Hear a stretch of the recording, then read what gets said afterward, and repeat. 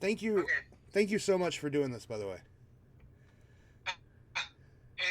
It's fine. So, anywho, I'm trying to figure out how to. There you go. I think I can hear you better now. Okay, good. So, I got the pictures that you sent me. Mm-hmm. So I'm guessing the pictures are in order of the pages. I'm looking at the page numbers. It looks like they're in order. Yeah. Um, yeah. So I guess starting from the beginning, um, page 234. It says explanation, and then it says, would you like to try and search for treasure?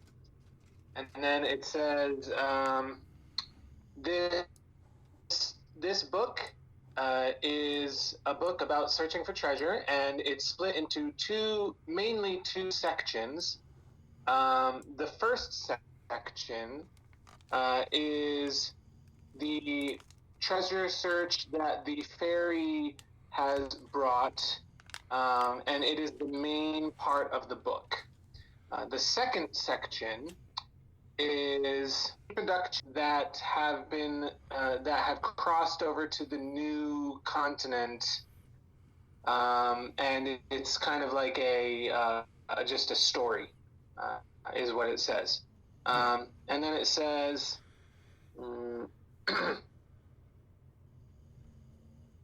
Okay, so it says that after reading through the first section about the treasure hunt, um, we should think or ponder about the stories of the fairies in the second part, and then it's got the first little like section header after the second paragraph. It says about the puzzle of the treasure hunt, and then the paragraph starts. It says,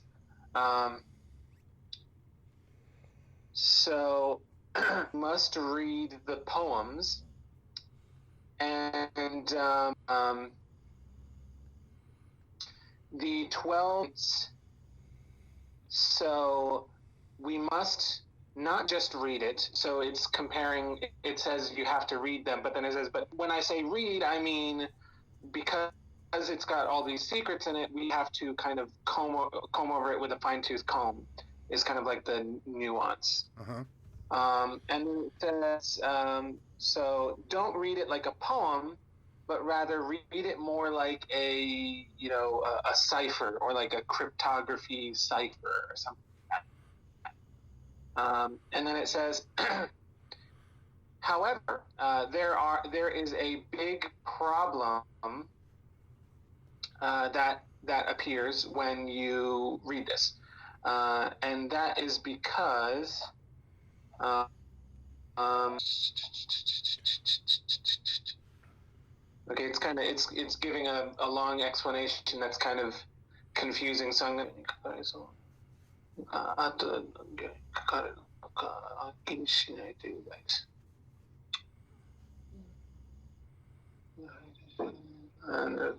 okay, so it says that there's a big problem. This is the last paragraph of 234.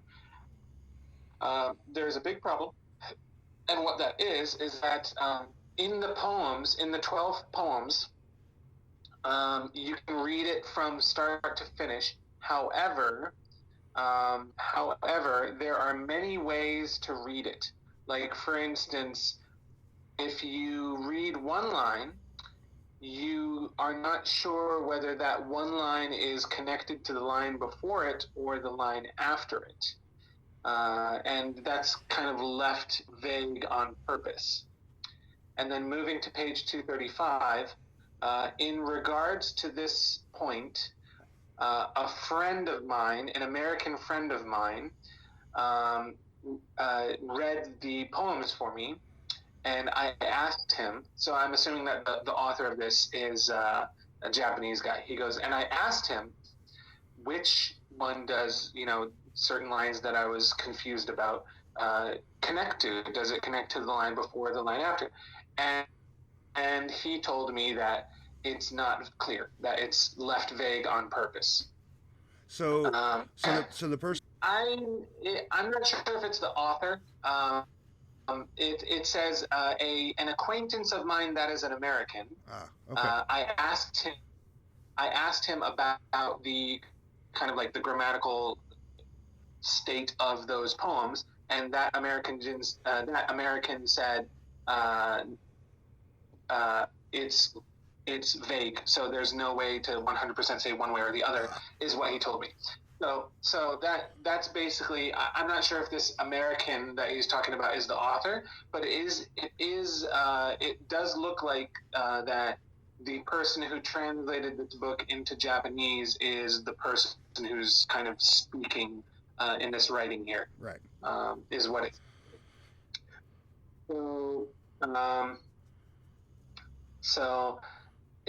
And then the next paragraph, it's the second paragraph on 235. It says also, even if not just looking at the lines, but on a word level, so on a word by word level, there are a lot of Japanese words that could go with the English translation. So I think here he's talking kind of about the translating part, where he's like, well, when I was translating it in Japanese, there were a lot of words, not only lines that were ambiguous, but words that were ambiguous to the point where I wasn't sure which Japanese word to use to translate. So when I created this translation, I decided to leave the original English in this book, is what he said. So he's explaining why the original English is in there. He's saying it's because the ambiguity is kind of a part of the artwork, so translating it into Japanese won't do it any justice. So he decided to leave the original poems in English because of all of these ambiguities on the line level and the word level. So it seems like this first 2 pages or so is just kind of explaining the history behind the story and how he kind of came to translate it. So just kind of looking ahead a little bit, it doesn't really look like these 2 pages really have any hints. It looks like it's just explaining kind of like the background of his translation. Mm-hmm. But yeah, I'll continue translating if you want me to. Yeah, I think we were kind of the reason behind these. So he said, all right. So so my Japanese translations are kind of like just a something to go by, and I left the original English for just in case. Okay. However, this is the third paragraph. He says, however, okay. So, however, even if you have the original English and my kind of rough Japanese translation, self-deprecating Japanese culture. So he's saying my poor translation. If you have my poor translation in the original English, it's as if you were grasping at clouds. It's very vague still. So this is not like a special. This is not a special idiom. Grasping at clouds is kind of like what we use with grasping at straws, kind of. Mm-hmm. Grasping at clouds is a very common thing. So I don't think there's a special meaning to clouds, but I don't know. There could be. But he said it's like grasping at clouds. It's very vague, is the first sentence. And then he said, because of that, I actually made an international phone call to the original works editor, who lives in New York, and his name is Byron Bryce. Bryce. Bryce. Yeah, okay. Byron Bryce. It's like phonetic Japanese, so it's not really. I couldn't really tell what the spelling was in English. Gotcha. And I gave him a phone call, and I received a special hint for Japanese readers. So this is interesting. Okay. And he said, however, this hint is not a kind of hint where you could solve the puzzles immediately. So it's not like a super hint, but it's a tiny hint. However, in some cases, so he says, however, in some cases, these hints are actually confusing. So in some cases, these hints end up confusing you more than you would have if you hadn't heard those hints. And that's the end of the paragraph. And so he says, but in any case, hints are hints. So if you use those hints and do some detective work, you can perhaps find a shortcut to the fairy's treasure. So let's all use our heads is the last sentence. So that's the end of 235. I'm going to 236 now, and it has the little hand, and next to the hand it says, so these are hints for solving the 12 poems. And then the small text with the star underneath it says, all of these hints are related to the original English, and they are not necessarily related to the poor Japanese translation. So it's just a reminder saying, remember, these hints, even though I will give you these hints in Japanese, are talking about the original English. Okay, so poem number 1. The list says keywords.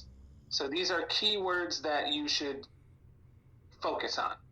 I'm assuming these aren't poems because looking at them, it's just like one word per line. So I'm guessing this is just parts of the poem that you should look at. It is, yeah. Yeah, okay.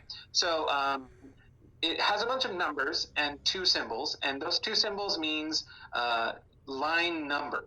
So line number 1, line number 2, line number 3, line number 6, 7, 8, 9, 10. So basically in all of these hints, these 2 symbols says line number and then whatever number came before it. And then it shows you the English words that are on those lines that are key parts of the hint. Okay, so after the list of all words, there's another section below it that says, in parentheses, hints or hidden meanings is what's inside the parentheses. And then it says, line number 9, the water veers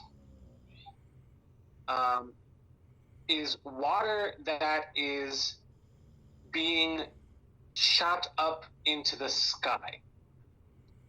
So do you think this is a normal spring, or do you think it is a fountain, like a man-made fountain?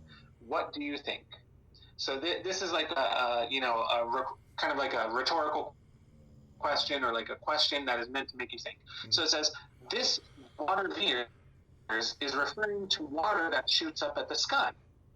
What kind of water shoots up at the sky? Is it a fountain? Is it a natural hot springs like Yosemite Park? What is it? That's the question. Then it says row number 10, small of scale. Okay.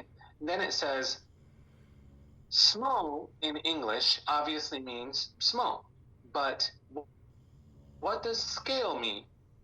In Japan, we have one thing that uses the English word scale called scale model, which scale model uses kind of like the phonetic words of, kind of like how in English we say the word sushi rather than calling it raw fish. We just take the Japanese word and pronounce it in our language. Mm-hmm. They have a word in Japanese that's scale model, which is just the Japanese pronunciation of scale model, which refers to like, plastic models that are at like a 3-to-1 scale or something like that. So like if you make little tiny models of cars or whatever, and it's like, this is totally 100% accurate, but it's to a certain scale. That's what a scale model is. So I'm guessing that this hint is probably saying Well, think of what scale model, what the meaning of scale is. And people would look at that and be like, well, I guess scale model is referring to the fact that it's at a certain scale compared to the original. So he's probably pointing you. Small of scale means, you know, that the relative size compared to what, you know, it should be or what the original is would be small. And I think this hint is probably a little bit more for Japanese readers who don't understand English, because it doesn't really feel like, it kind of feels like the hint behind this one is like, not many Japanese people know what the meaning of scale is, so think about what scale models are, and maybe you'll find out that it means, you know, relative size. But I'm not seeing anything else, you know, super hinty. And then the next one says 16 to 17. So line 16 to 17, which interestingly enough is not in the keywords. Line 16 to 17, it says, what we take to be our strongest tower of delight is a quote from a famous book. What is that famous book? That's the hint. So it says that the editor told him that that this is a direct quote from a famous book. What is that famous book? So I guess if you figure out what that famous book is, it might be a hint. So line 21, there's the spout. He says that this is referring to the water veers in line 9. So, yeah. So the hint of line 21 is that there's the spout refers to the hint in line number 9 where it says, you know, it's probably like a fountain or a natural spring or something. So the spout is referring to that fountain or spring or whatever. Okay? All right.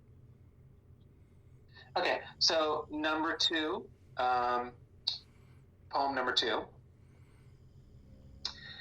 Keywords, lines, you can figure that out. And then the hidden hints at the bottom.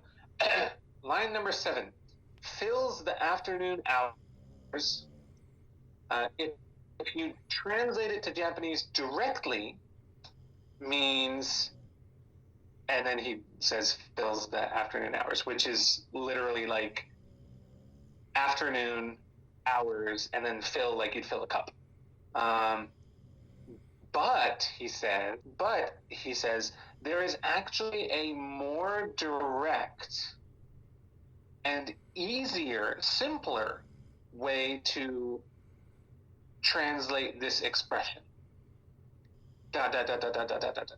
Question mark. So he's saying that, you know, you can translate this directly as to like filling, as if you'd fill a cup, filling the afternoon hours, but there's actually a much more direct way and simpler way, because, you know, obviously it doesn't really make sense, because, you know, in English we say fill the hours or whatever, and that means, you know, like by time or whatever, but in Japanese it's the direct translation he gave is very, very awkward, because we don't use the word mitasu, which means to fill, for like time. We use it for like filling the cup or filling a whatever. So I think this is also pointing toward just a translation glitch thing. Like he's trying to explain the original English by, you know, kind of getting around a Japanese translation. So I don't think this hint is really useful. I think he's trying to point out that the word mitasu, which is, you know, fill a cup, doesn't necessarily, it means like to fill our time, to bide our time kind of thing. So I think he's trying to point them in the way of understanding fills in this context. So I'm not seeing any real big hints, but I did translate the hint for you there. So lines 8 to 9, here is a sovereign people who build palaces to shelter their heads for a night. And then he says, oh, this is a direct quote from a famous book. So what? Okay, this is an interesting way of putting it. He basically says the same thing as the last hint, where he says, let's figure out what book it's quoted from. But instead of saying, what is that famous book, he says,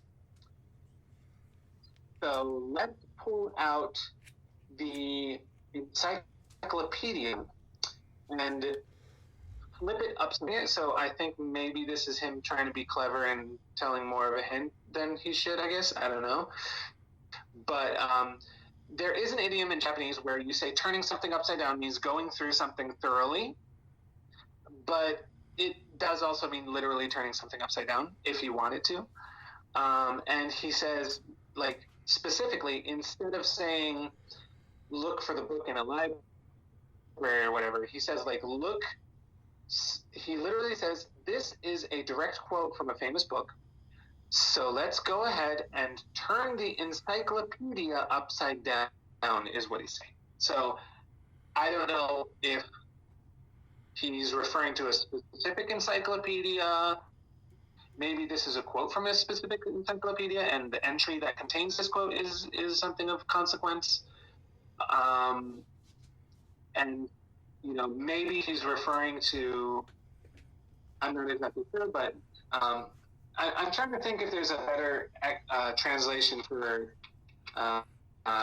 encyclopedia, because maybe because I know that in English we have a bunch of words that kind of mean encyclopedia, so I want to be really sure that this is correct. Inyo-jiten. Yeah, it does look like, okay. So this could be referring to a Japanese to English dictionary, because apparently they use this word also not only for encyclopedias, but they also use it for like dictionaries. Okay. So it could be referring to the dictionary. So it could be saying turn the dictionary upside down, or like, you know, go through it thoroughly, or, you know, turn the encyclopedia upside down, go through it thoroughly. But I do find it interesting that he said turn it upside down. Maybe that is it. I don't know. Yeah. So, and that's the end of 237. So 238. You got the keywords, you got the line numbers, and then it said hidden. That's a nice little fairy there. Hidden hints. He said, oh, this is actually an interesting hint. So for the third poem, the editor told me that if I gave you any hint at all, it would immediately solve the riddle. So I will not give you a hint, is what he was told. So he was not given a hint for number 3, but he was told the keywords, which are listed there, and he was told that if I gave you a hint, it would give away the riddle immediately. So there is a hint that exists that would give away the riddle completely, and the editor could not think of any other hint besides that one hint that would give it away immediately. So that in itself, I guess, is kind of it. Okay, so poem number 4, list of keywords, and then on the next page is, at the top of the next page is the hidden hints for poem number 4.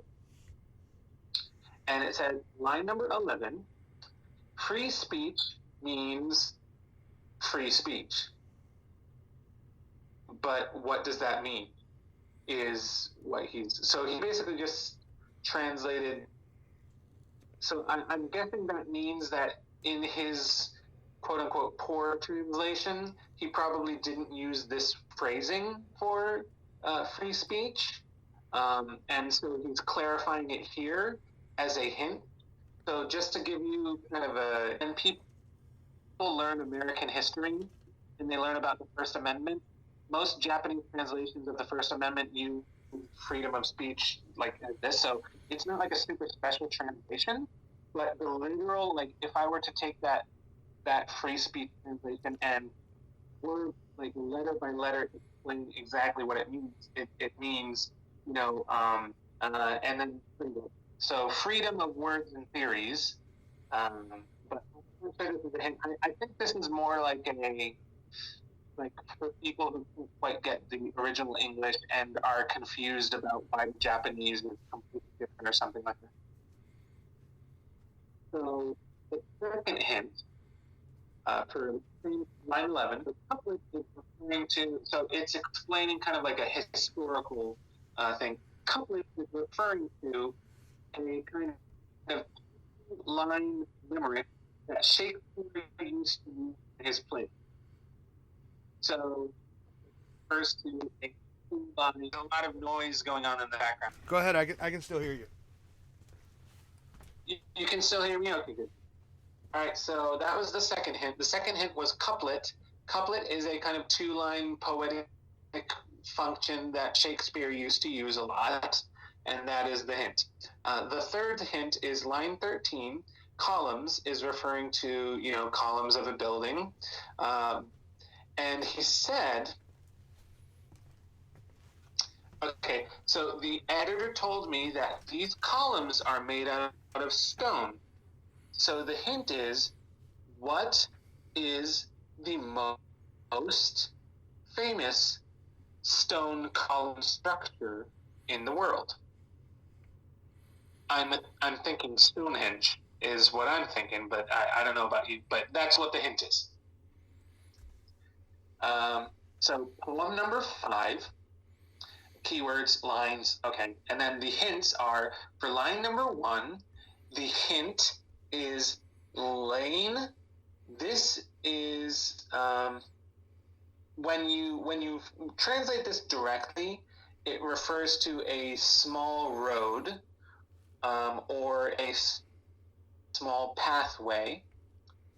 But the lane that is used in this context is a proper noun. So a proper noun means that it is a name of something. So what is it a name of? Is it a name of a mountain? Is it a name of a river? Is it a name of a town? Or else ... question mark. So it's saying that the lane in line number 1 is not referring to a street or a pathway. It is referring to a proper noun or the name of some sort of place. He says mountain, river, town, or ... So I'm guessing it's probably not a mountain, a river, or a town, because I guess he wouldn't want to give it away. So it's the name of something. So that's the hint. Number 4, line number 4 is weight and roots. This is, okay, so weight roots. He says that he, referring to the editor, he says that you should think about construction while reading this. So, like construction of buildings, construction work. Mm-hmm. So I'm getting weight and roots. This area of weight and roots on line number 4, you should think about construction while you are reading it. And then line number 9, wingless bird. If you translate it directly, it means bird without wings. So you translate it directly. But for instance, iron horse. Oh, okay. For instance, iron horse. Oh, okay. So, apparently he's trying to show that just because it's talking about a wingless bird, it doesn't mean it's a literal bird without wings. But that in Japanese, and I didn't know this, I just Googled it, and apparently it's so. Apparently motorcycle people, like people who are into motorcycles in Japan, they call their bikes, their motorcycles, they call them iron horses, like the phonetic, like what I said with sushi, like they just take the word iron horse in English and they call their motorcycles iron horse or something like that. So just as that is so it's not literally referring to a horse made out of iron, you should think of what a wingless bird could refer to. And then it kind of bleeds onto the second page. And and in Japan, you can actually see this thing very easily. So whatever wingless bird refers to, it is very easy to see in Japan. Or specifically in Japan. He says also in Japan. So in other words, this is not something that's like in Europe or in America that no one will have any idea of what it is. He's trying to make a point that whatever wingless bird is referring to, you can see them just as easily in Japan as you can, wherever this book was written. So wingless bird, I don't know, airplane, Helicopter. Yeah, helicopters. So that's the hint. And then poem number 6, lines, keywords, and then the hints are for line 2 to 3, men of tales and tunes, cruel and bold. So,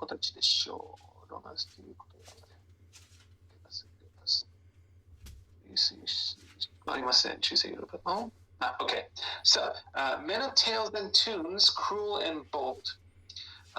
He then translates it into Japanese, which it's a direct translation. There's no special real translation. And then it says, "What kind of men are these?" And then it says, "The word romance is I guess somewhere else in the poem." He says the word romance is there, but do not think of it literally. As far as romance is concerned, in Japan, we think of romance as being, a romantic story, or like a romance between two people who love each other. However, that is not the case. In Middle Ages Europe, ... So, in other words, he's probably pointing that the word romance in Middle Ages Europe probably had a different meaning, and meaning will tell you what kind of men these men are. I guess bards, or I don't really know. But yeah, that's the hint. Line number 9, the birth of a century. So he says, referring to the editor, he says that this is referring to a specific century's birth. So, what century is it referring to? What is this century talking about? So that's the hint. So this is the birth of a century is referring to a specific century. Which century is it? And that will be a hint if you figure out what century they're referring to.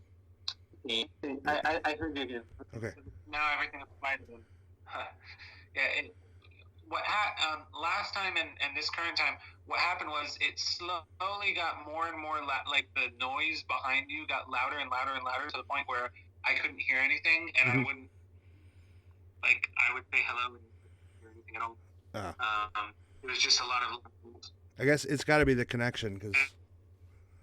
Sorry. Yeah, I probably thought that.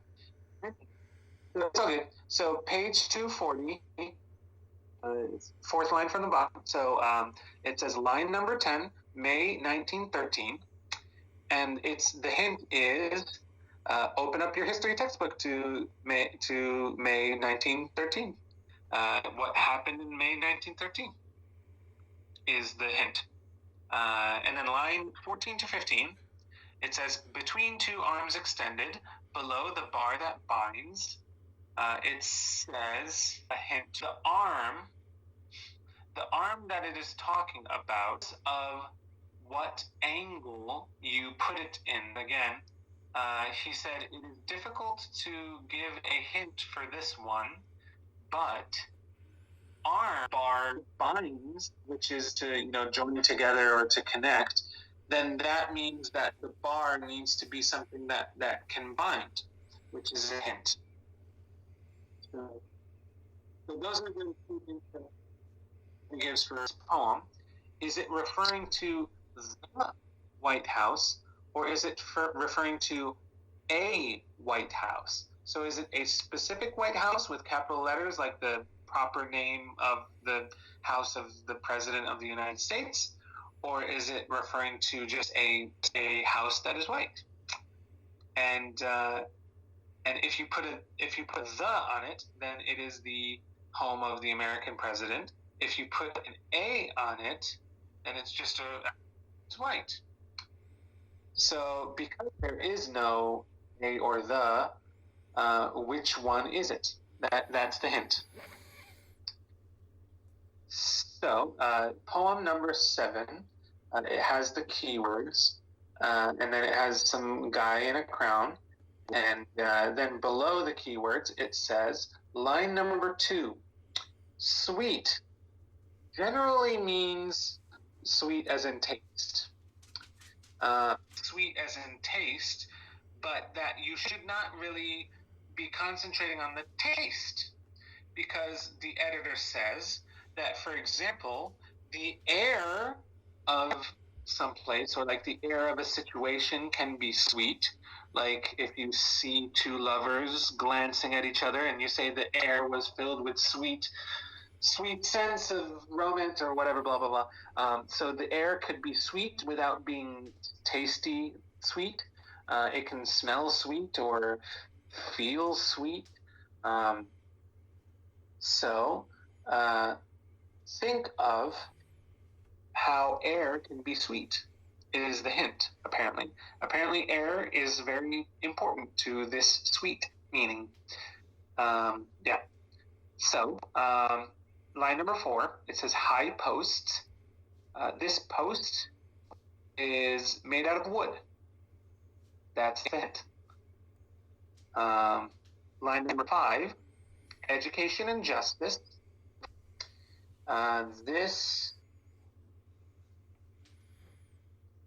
Okay, so it's very difficult to understand what education and justice is referring to. However, after education and justice, it says can be seen not far. So it's skipping to the next page now. Can be seen not far. The editor told me that if you think of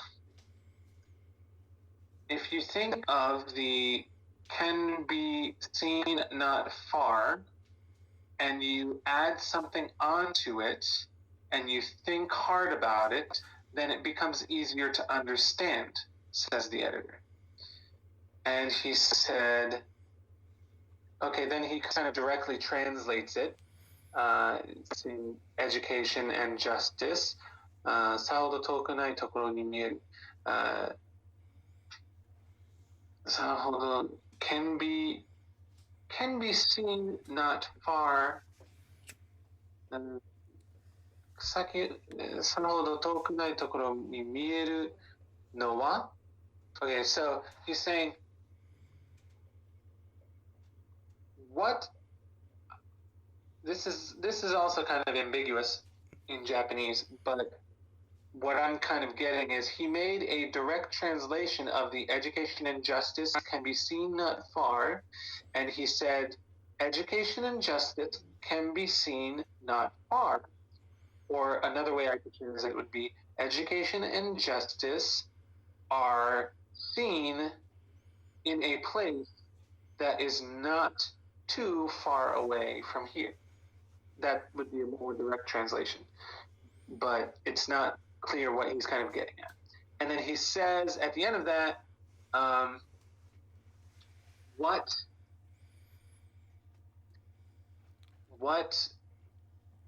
would, like, I guess he's saying, like, what place is this?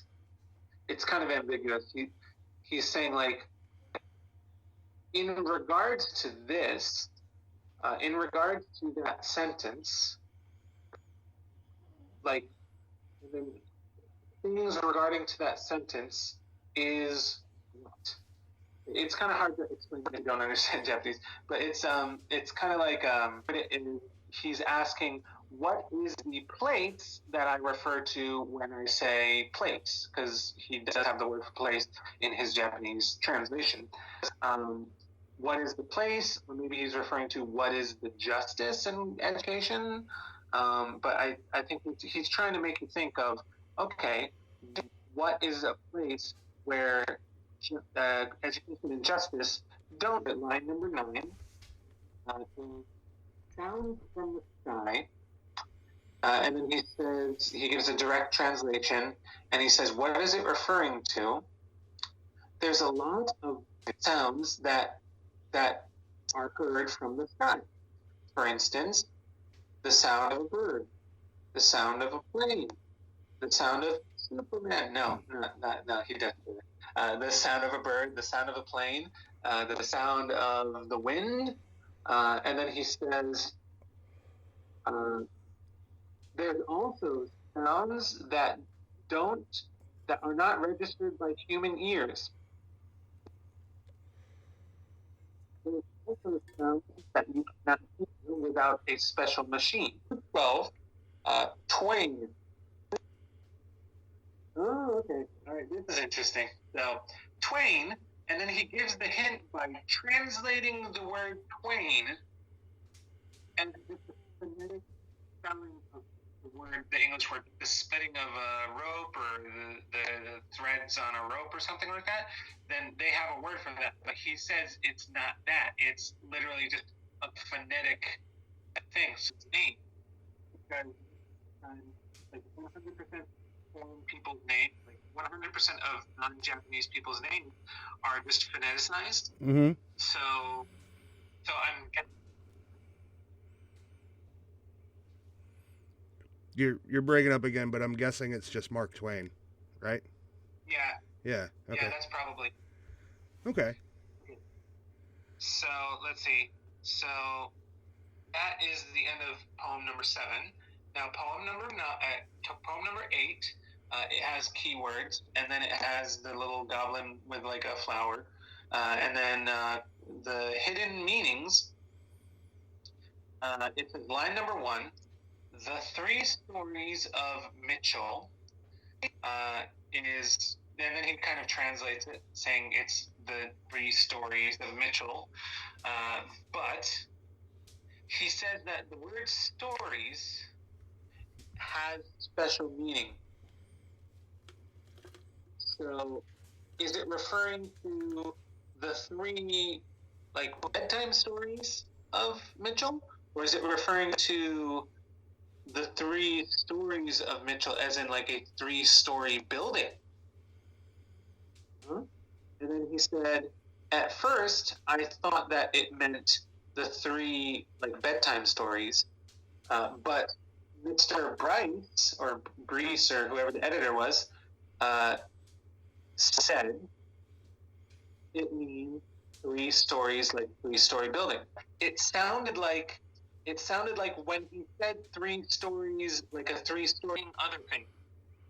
And so it looked like he was trying to avoid giving away too much, and he was trying to think of a more generic way of explaining the meaning of stories so that the guy could translate it better. So obviously, if you think of the mindset of the editor, he wants the Japanese translation to be as accurate as possible, and he wants the Japanese translator to kind of be, quote unquote, kind of like in on it a little bit so that he knows for the very confusing words how to translate it accurately so that the Japanese people have a fighting chance at solving the riddle, I guess is his point, at helping the guy. Yeah. So it sounds like he was trying to give him information, but he kept on thinking like, do I want to say 3 this or do I want to say 3 that? No, that would give away too much. So I guess he was trying to figure out what is a context that uses stories in the same way as the actual meaning of stories that I am using without giving away what the stories are referring to.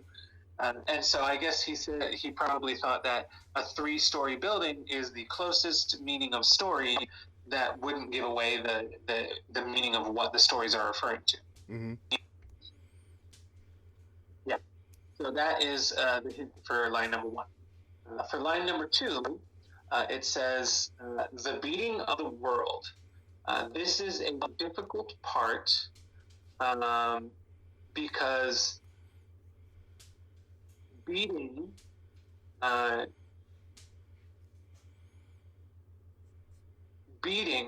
is referring to. Okay, this is kind of confusing. I'm gonna read it and then I'll get back to you. Hold on. Okay. Okay. So the beating of the world. The difficulty of the hint for this, the beating of the world, is that the hint is that beating is referring to a drum, and the spelling for drum is D-R-U-M, and the hint is that you need to find the name of a person to get the hint for this. And in order to find that person's name, pull up an English dictionary. So I'm guessing it's a Japanese to English dictionary. Or maybe it's just an English dictionary. Drum. And then find that person's name somewhere around the word drum. It says find the word drum in the English dictionary and then look somewhere around the word drum in the English dictionary and you will find the name of the person that you need to find in order to solve this mystery. Okay.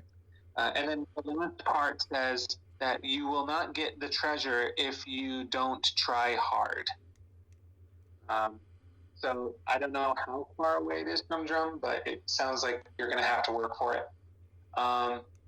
So for number 8 to 9, it says, step on nature, cast in copper. And he says, referring to the editor, he says that you should think of a leaf, as in like the leaf of a tree.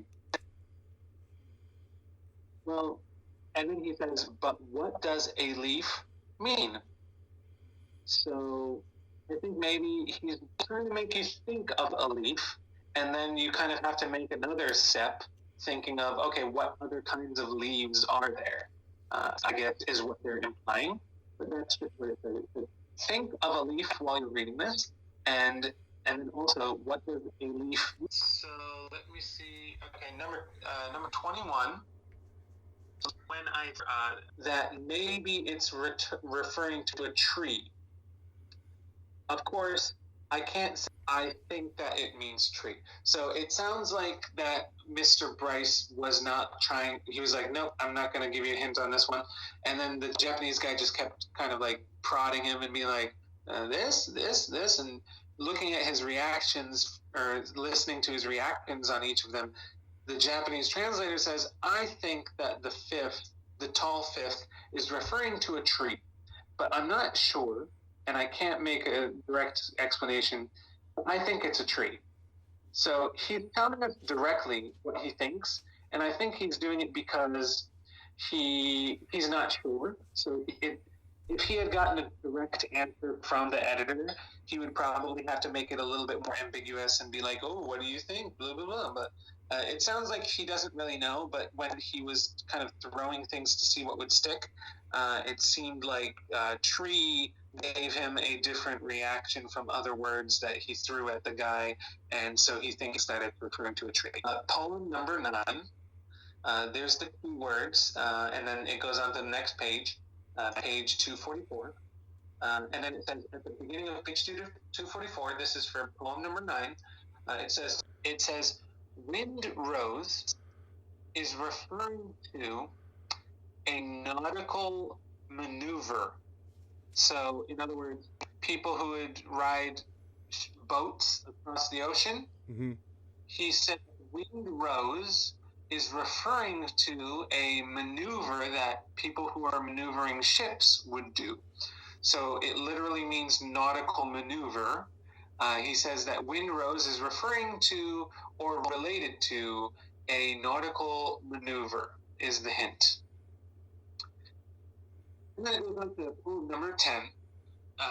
Keyword listed out, and then it says line number 6 that is worrying, and this, okay, in the Japanese, and he says, what kind of things make this sound?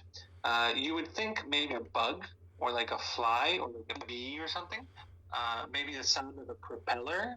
There's a lot of things, but so if you include the word cars from line 7, then it seems as though that the whirring sound is referring to something that runs across the land, like above land.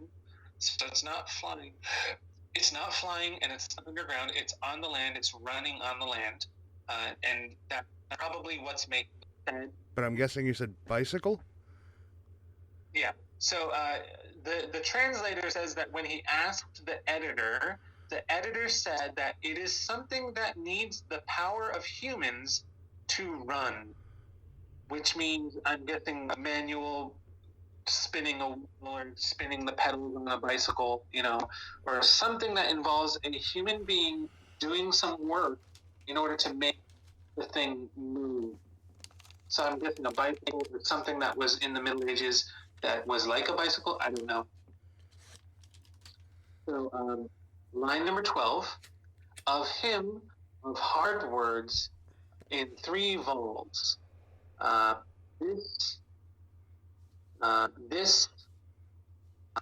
one line made me think that maybe it was referring to a I'm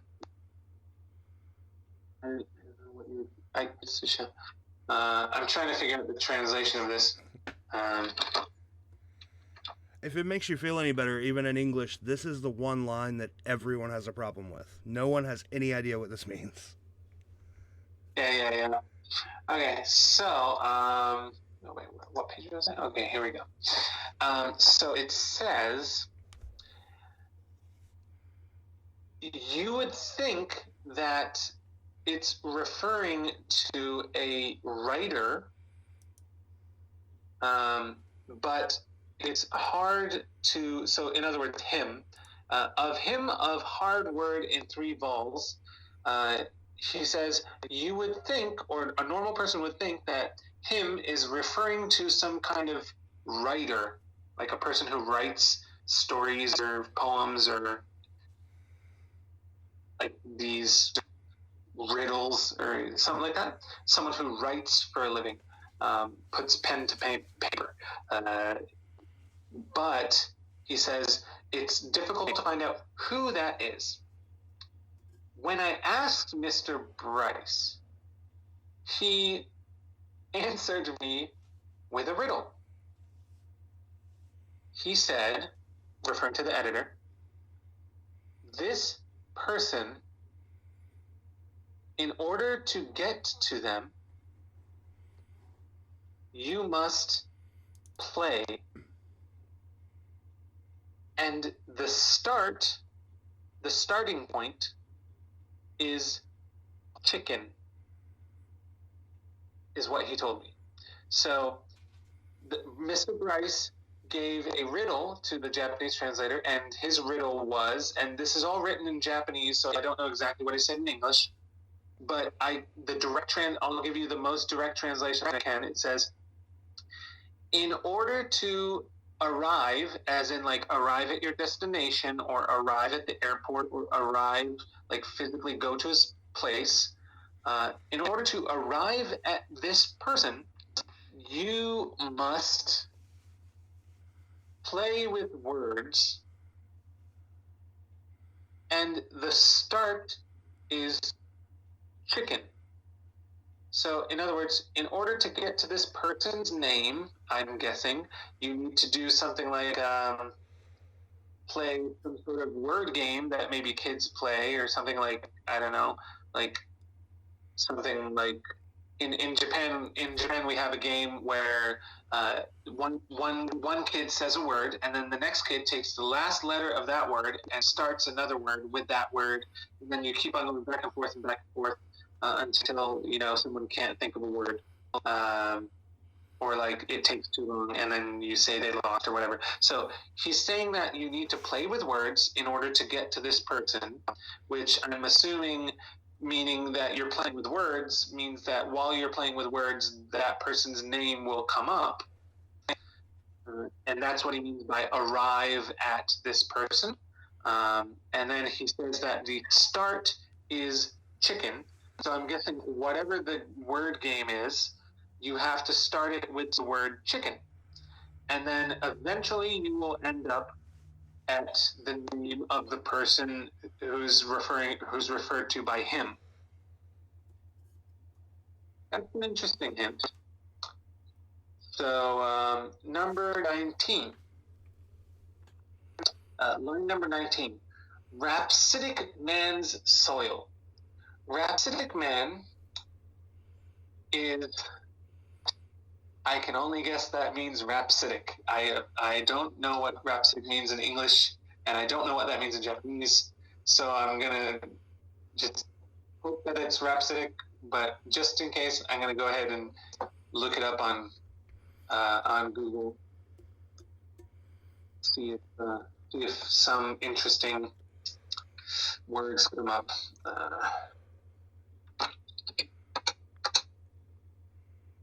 Yeah.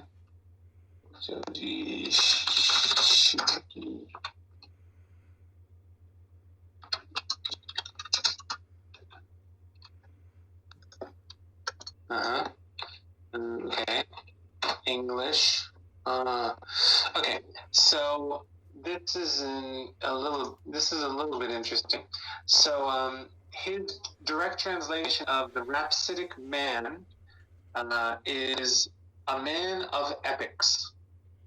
So, like, apparently this word is the word they use to refer to epic tales. So, like, the Odyssey.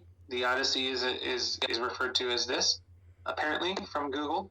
I searched this word, and the first thing that came up was the Iliad and the Odyssey. So it's referring to epics, which is a type of story from long ago. And he said, I made a poor translation of Rhapsodic Man as the man of epics. I cannot solve this riddle. However, from the word rhapsodic, think of a famous song. Then you will know that the rhapsodic man is the man who made that song. Freddie Mercury, I guess? It's George. That's what it sounds. It's George Gershwin, Rhapsody in Blue.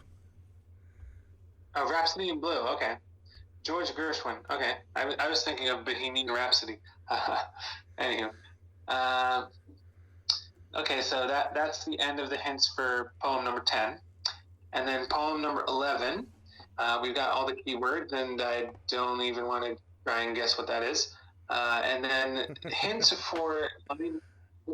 It's like a bunny, rabbit, donkey person.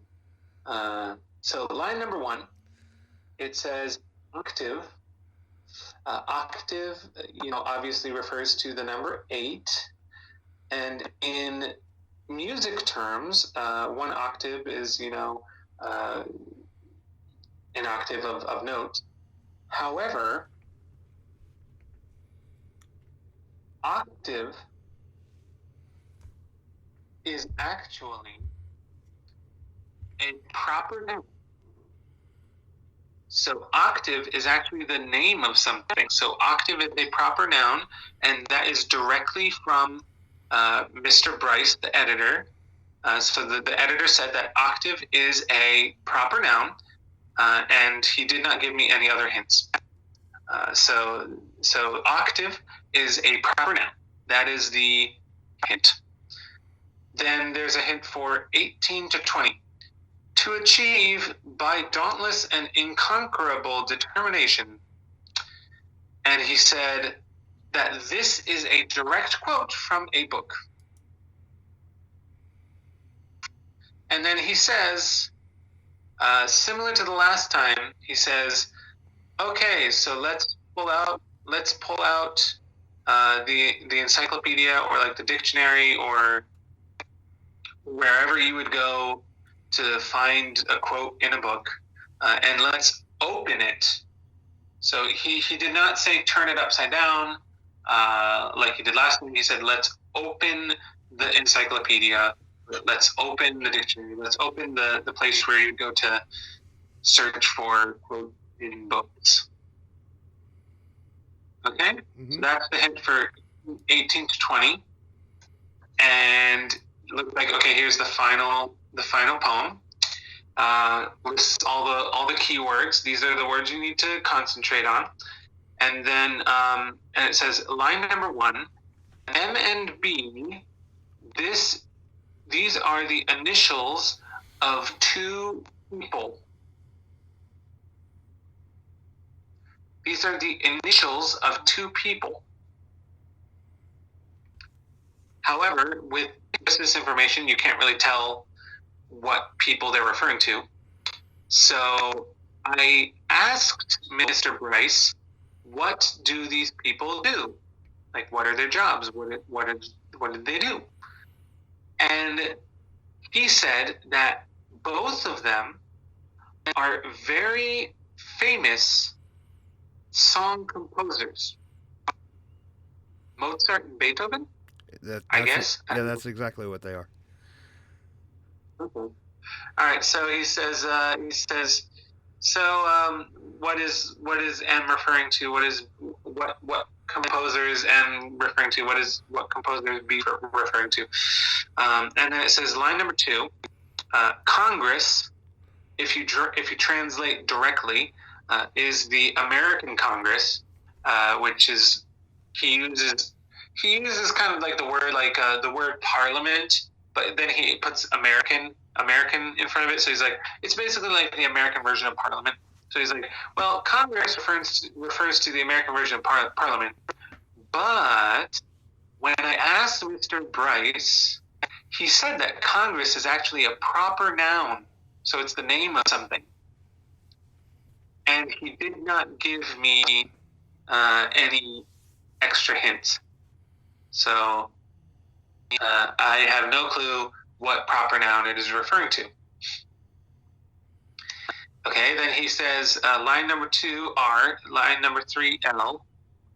This R and L are also referring to people, and according to Bryce, R and L refer to one person, and it is a critical politician.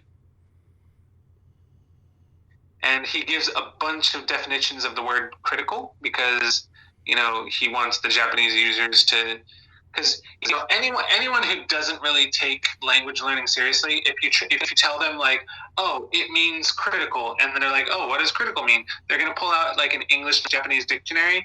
And the one thing that I hate and that is really, really horrible about one language to one language dictionaries is that most of the time it's got like 1 or 2 translations, and there's like 8 bajillion, and it just takes the 2 most common, or it just gives you 1.